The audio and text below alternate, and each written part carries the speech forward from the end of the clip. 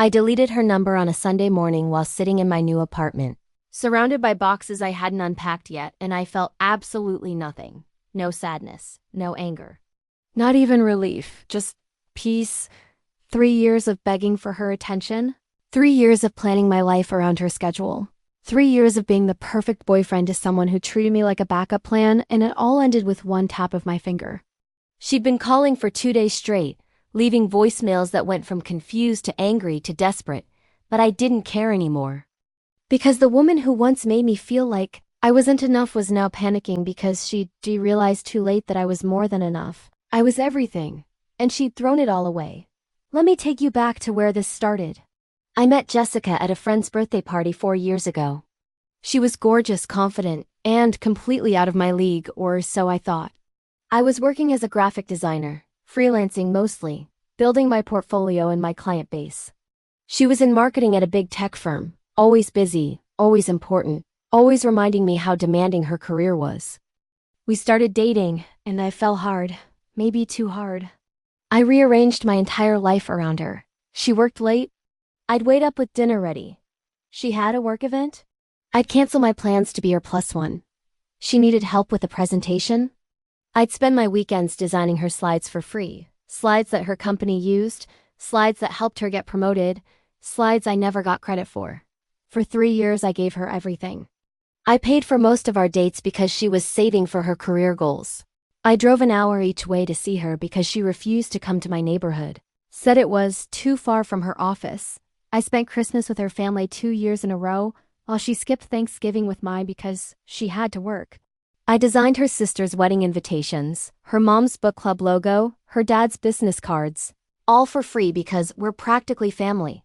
I poured 30-hour weeks into my freelance work and still made time for her every single day. I texted good morning, called during lunch, planned surprise dates, remembered every detail she mentioned. I bought her flowers on random Tuesdays. I learned to cook her favorite meals. I became the man I thought she deserved. But here's the thing about Jessica. She never gave me that same energy back. She'd cancel our plans last minute for work drinks with colleagues. She'd forget my birthday but expect elaborate celebrations for hers. She'd go days without texting back but get upset if I didn't respond within an hour. And whenever I brought it up, whenever I said I felt unappreciated, she'd flip it. You're being needy. You don't understand how stressful my job is. Not everyone can just work from home whenever they want like you. That last one stung because I worked just as hard as she did, just differently. I was building something. She just never saw it. The breaking point came on our 3-year anniversary. I'd planned everything. Dinner at the restaurant where we had our first date. I'd saved for 2 months to afford it. I bought her a necklace, a delicate silver thing she'd admired in a shop window 6 months earlier. I showed up at her apartment at 6, dressed in my best suit, flowers in hand. She opened the door in her gym clothes. "Oh my God, that's tonight?" she said. My stomach dropped. "Jess, we've had this planned for a month. I made reservations. I sent you 3 reminder texts this week." She sighed, annoyed, like I was inconveniencing her. "Babe, I totally forgot. Melissa invited me to this networking thing tonight. It's really important for my career. Rain check?" I stood there, flowers in hand, wearing a suit. On our anniversary, and she chose networking. "Again, you're seriously ditching our anniversary for work?" I asked. She rolled her eyes. "It's not just work, it's my future. You wouldn't understand. You just sit at home making pretty pictures. I'm building a real career." That sentence. Those words, something inside me cracked. Not the crying kind of crack. The cold kind. The kind where everything suddenly becomes crystal clear. I handed her the flowers. "You're right," I said calmly. "I wouldn't understand. Have fun tonight." She looked surprised, maybe even guilty for a second. "We'll celebrate this weekend, I promise." I nodded, smiled even. "Sure, this weekend." I left, walked to my car, drove home, and I didn't cry. I just sat in my apartment, still wearing that suit, and I looked around. At my desk, my computer, my portfolio. The client emails in my inbox, the projects I was proud of. The life I'd built while bending over backwards for someone who called it making pretty pictures. I'd been chasing her for 3 years. Chasing her attention, her approval, her time, her love. And I was exhausted. That night I made a decision. I didn't text her. For the first time in 3 years, I didn't send the goodnight text. The next morning, no good morning text. She didn't notice for 2 days. When she finally reached out, it was just, "Hey, what's up?" Like nothing had happened. I kept my responses short, polite but distant. Meanwhile, I threw myself into my work. A client I'd been courting for months finally said yes to a major project. $40,000 for a complete rebrand. The biggest contract of my career. I worked 16-hour days. I poured everything into it. And I stopped making time for Jessica. When she wanted to hang out, I was busy with work. When she called, I'd say I'd call her back and forget. Not on purpose at first. I was genuinely busy. But then I realized something. It felt good. It felt good to prioritize myself. It felt good to put my career first. It felt good to not be available every second of every day. She started noticing. "You've been really distant lately," she texted. I didn't respond immediately. When I did, I said, "Just busy with work." "You understand."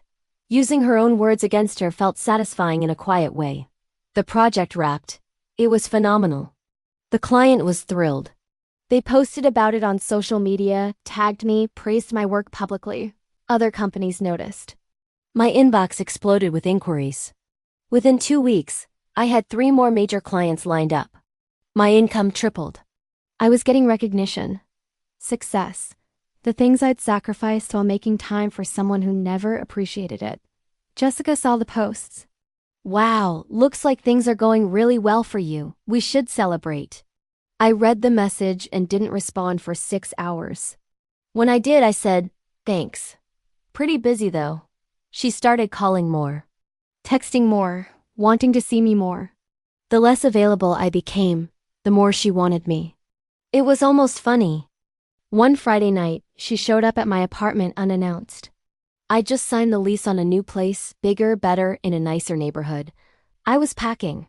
"What's all this?" she asked, looking around at the boxes. "I'm moving," I said. "Upgrading. The new clients are paying well." Her face fell. "You didn't tell me you were moving." I shrugged. It happened fast. "Sign the lease Tuesday." "Where's the new place?" I told her the address. Her eyes widened. "That's 45 minutes from me." "That's so far." I looked at her. Really looked at her. "Yeah," I said. "I guess you'll understand how that feels now." She stared at me. "What's that supposed to mean?" "Jessica, I drove an hour to see you multiple times a week for 3 years. You never once thought that was too far. But now that it's your turn, suddenly distance matters?" Her mouth opened, closed, opened again. "That's different. You had a flexible schedule. I had work. I had clients. I had a career I was building. I just made you a priority. You made me an option." She looked genuinely shocked. Like this had never occurred to her. I didn't mean it like that. "I know you didn't," I said. And that was the saddest part. She genuinely didn't see how one-sided everything had been. "I think we need to talk," she said. "I think we're good," I said. "Actually, I think we're done." Her face went pale. "What? You're breaking up with me?" "Over what? Because I forgot one anniversary?" "Not one anniversary. 3 years of you forgetting me. 3 years of me chasing you. 3 years of me being enough for you only when it was convenient." She started crying. Actual tears. "You can't just give up on us like this. We've been together 3 years." "That has to mean something." "It meant everything to me," I said quietly. "That was the problem.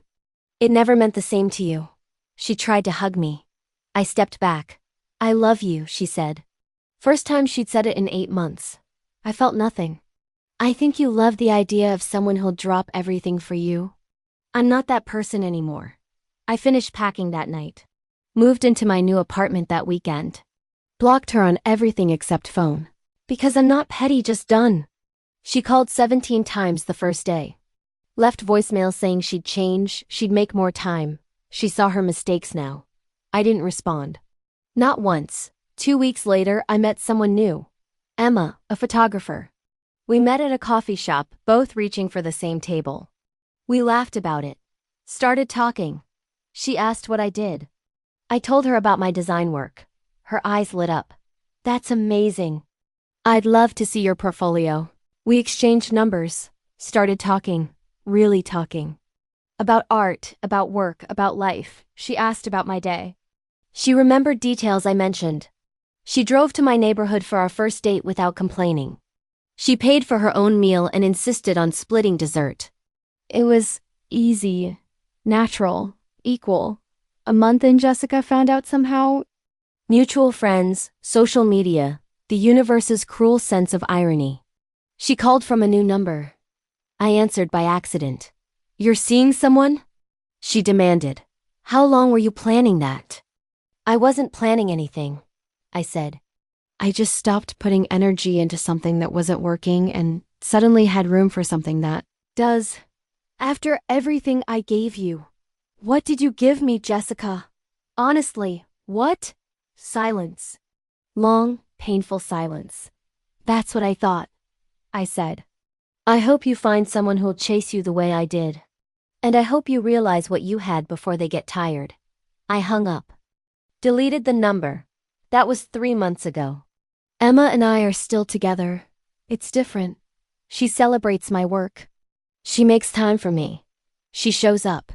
Not because I'm chasing her, but because she wants to. My career's thriving.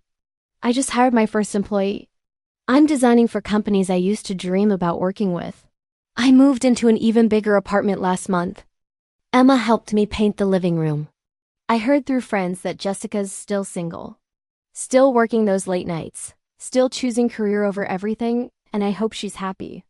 I really do. Because I finally am. Here's what I learned. You can't chase happiness. You can't chase love. You can't chase someone into appreciating you. The moment you stop chasing and start choosing yourself, that's when everything changes. That's when you become the person you were supposed to be. That's when the right people show up. Not because you're perfect, but because you finally know your worth. I wasted 3 years begging for scraps of attention from someone who saw me as background noise. Now I'm with someone who sees me as the main event. The difference is staggering. And the crazy thing? I didn't find happiness. I stopped chasing the wrong things, and happiness found me. If you enjoyed my story, please like and subscribe. And if you're out there chasing someone who doesn't chase you back, I promise you this. The moment you stop running after them and start walking toward yourself, everything changes.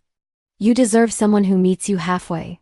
Don't settle for someone who makes you run the whole distance alone.